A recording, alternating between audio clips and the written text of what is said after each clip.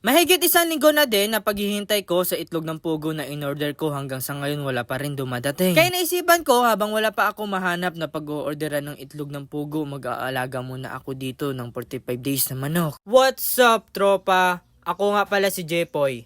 Tamad pero may pangarap sa buhay. Kaya umagang umaga, alauna na ng hapon. Inagahan ko pa nga ng gising dito kahit medyo hapon na. Kahit masama yung panahon, kailangan ko matapos ito kasi ngayon darating yung sisiw na in-order ko. Ang plano ko pa sana ipapakancel ko na lang kasi medyo masama yung panahon ngayon. Kaso nga lang sabi nila madam, kailangan kunin yung in-order ko kasi sila yung malulugi pag hindi ko kinuha. Kaya sabi ko dito kay madam, sa pagkukunan ko ng sisiw, kukunin ko na lang kasi nakakahiya naman pag hindi ko kinuha. Dahil in-order din nila yung sisiw na in-order ko kasi malulugi sila pag hindi ko talaga kinuha. So guys, bali papatuyuin na lang natin to.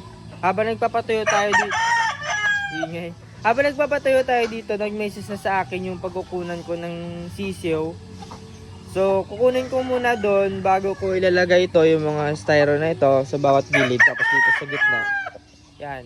Pupunasan na lang para mabilis yung pagtuyo. Kaso nga lang, pag open ko ng cellphone ko, nag-message na yung pagkukunan ko ng sisiw. So mamaya na lang, kukunin muna natin doon.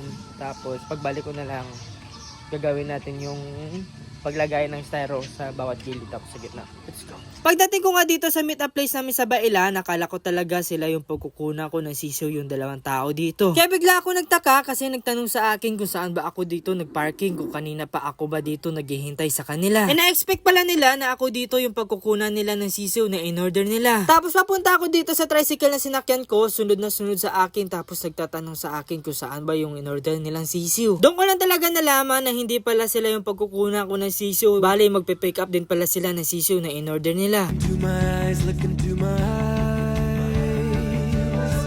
Doesn't matter if they're blue, green, brown, they flash like fire.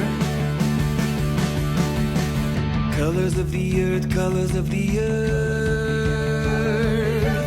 Take your flag and stick it where you like. I'm reaching higher. Yun no.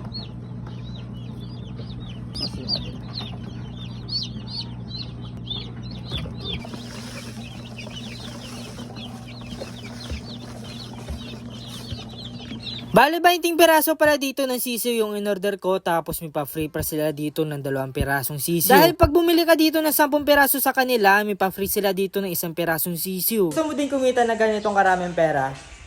Nasa comment section ko lang yung link. Let's go. To my eyes, look into my eyes.